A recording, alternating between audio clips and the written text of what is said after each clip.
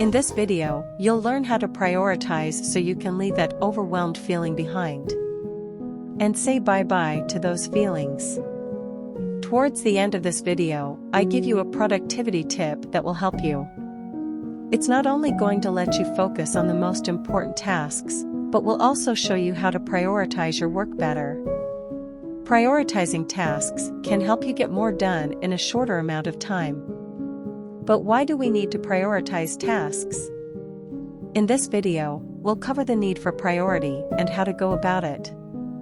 The number one mistake I see in corporate environments is that they take on too many different projects at the same time. They often neglect their other important tasks in the process, which ends up hurting them in the long run. It's important to prioritize your tasks, and practicing prioritizing will help you meet deadlines and reduce your stress. A sequential approach to tasks will help you be more effective and efficient. That's why it's so important to have clear priorities that can be adjusted when necessary. Remember, things may change from one moment to the next. Make your to-do lists. The first thing you need to do is brain dump all of your thoughts. It doesn't matter whether it's about bills or anything else, just get them out of your head and onto paper. You can start including bigger items from there, like scheduling projects. You need to organize your list. Do you want to create 3 columns for this? And when you do those 3 columns, I want you to think and start distributing your items into these 3 columns of A, B, and C. What's A? It stands for activities that are crucial in meeting deadlines and are time-sensitive. Things like important project deliverables or tasks like paying bills be considered A tasks as you have a certain deadline associated with it. B would be items that are less time-sensitive, but still require a bit more attention than C, which is everything else that is not time-sensitive or critical. Here's my inventory list. I put them in 3 columns, A, B, and C. Now I need to rank all of the items in each column to further organize my findings. And now it's time to prioritize what needs to be done ASAP.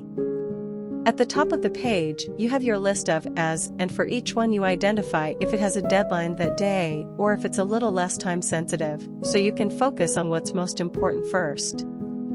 Okay, so A1 is the best, but then there's A2, A3, etc.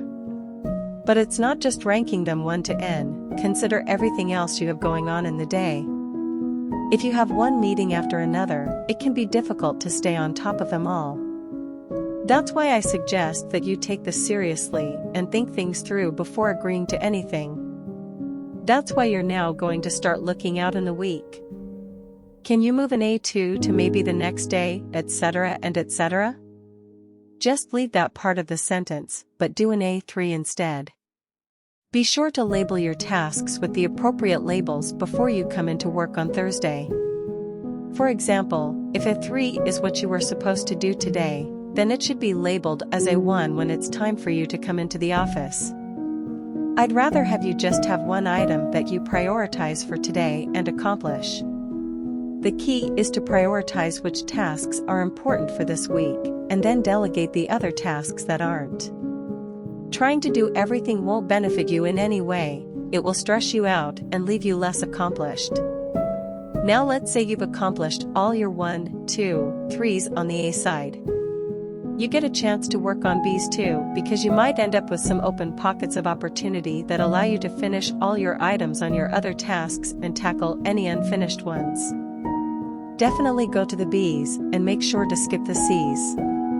Depending on what you find, it may be helpful for your important project.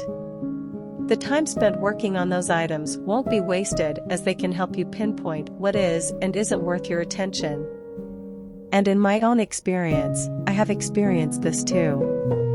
For example, I had a C item, and rather than submitting it, I pushed it to the next week because it wasn't important, and I never did it because I kept on pushing it out.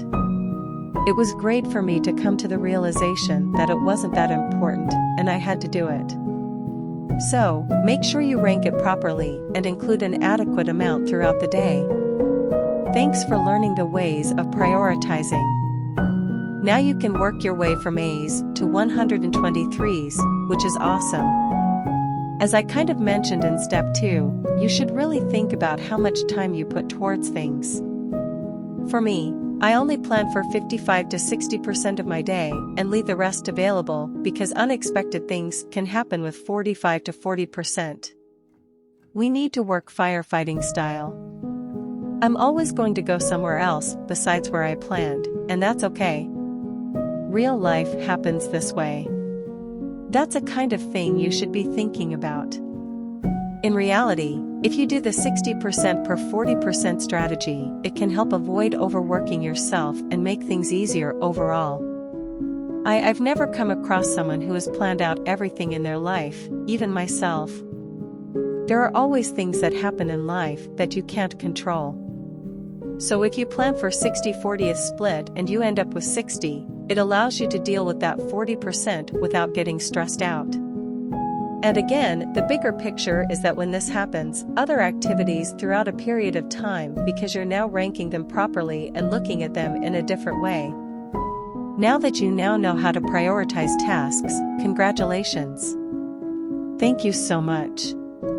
Please like, shares, and subscribe for more videos like this. I will really appreciate it. If you have some thoughts on how you prioritize, I would love to hear from you. Please put it in the comments section below, and until next time, take care.